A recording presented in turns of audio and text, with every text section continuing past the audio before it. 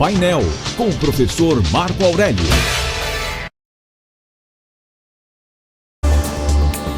Desaprovação de Lula vai a 53% em nova pesquisa. Professor Marco Aurélio Freire, bom dia para o senhor. Bom dia, Renata. Bom dia, Vitor. Bom dia aos ouvintes do Manhã Cidade. Olha, nova pesquisa foi feita pelo Instituto Poder Data. E realmente os números são os seguintes, né? Como você falou, a desaprovação do Lula aumentou, né? Ela estava em 51%, foi para 53%. Está na margem de erro da pesquisa, mas a questão é a tendência. Se a gente olhar desde o primeiro mês do mandato dele, em 2003, lá em janeiro, a aprovação dele era 52%, ela caiu para 41% nesse momento. E a desaprovação saiu de 39% para 53%. Ou seja, a gente diz que inverteu a boca do jacaré, né? O governo tinha uma aprovação maior do que uma reprovação, e aí foi sim diminuindo uma, aumentando a outra, se encontraram e já viraram, né? A desaprovação já é maioria e a aprovação é minoria. E há dentro dessa pesquisa outros dados ainda mais interessantes. Por exemplo, em relação às mulheres.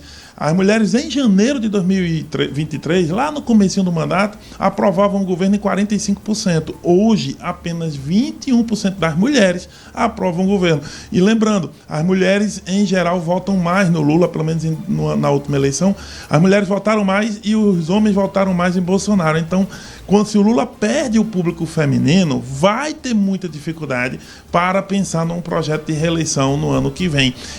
E também tem um detalhe, por região, no Sudeste, por exemplo, aliás, no Sul e no Centro-Oeste, a reprovação é de 62%. E mesmo no Nordeste, chega ali por volta de 49%. Ou seja, mesmo onde o governo é bem avaliado, que é o Nordeste, a reprovação está quase passando a metade da população. Então, os números não são bons e explicam o seguinte: a dificuldade que o governo tem de comunicação, apesar da troca ministerial, que saiu o Paulo Pimenta, né, da Secretaria de Comunicação, entrou o Sidônio Palmeira, e o Sidônio chegou dizendo: o Lula tem que falar mais. Aí o Lula foi falar mais, aumentou o número de gafes. Por exemplo, porque as mulheres estão aí reprovando mais o governo. Há uma série de falas do presidente consideradas misóginas, consideradas machistas, ou que levaram a uma polêmica muito grande, como a questão agora, a última, sobre a Gleisi Hoffmann, da mulher bonita.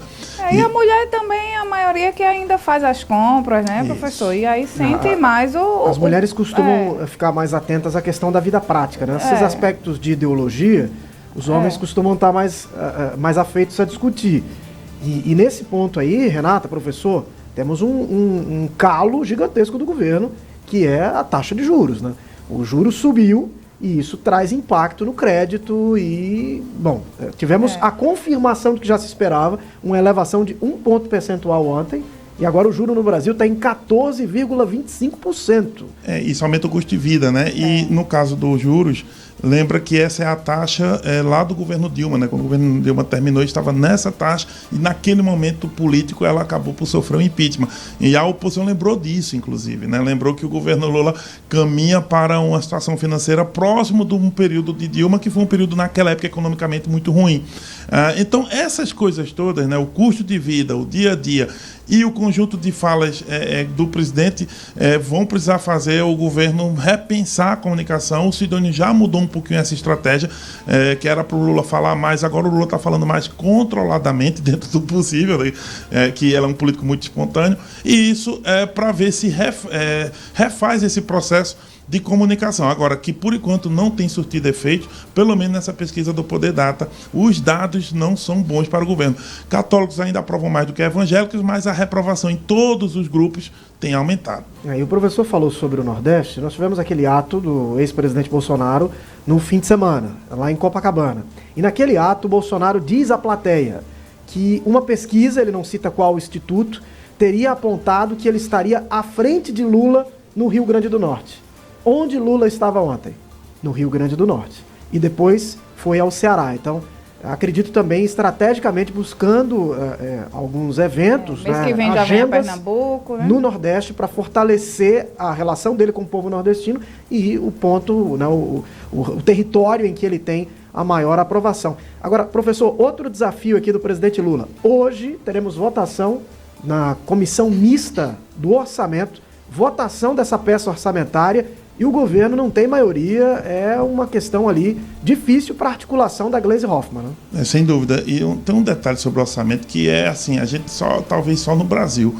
Já chegamos no terceiro mês do ano e não há orçamento votado, não foi votado o orçamento, e a máquina pública só pode andar quando a lei orçamentária é votada, porque tudo do governo precisa ser, né, precisa passar pela legislação.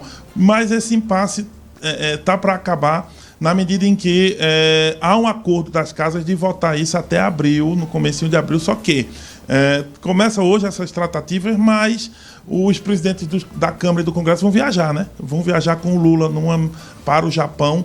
E aí, assim, nós não temos certeza se aprova agora ou se isso fica ainda para logo depois da virada do mês.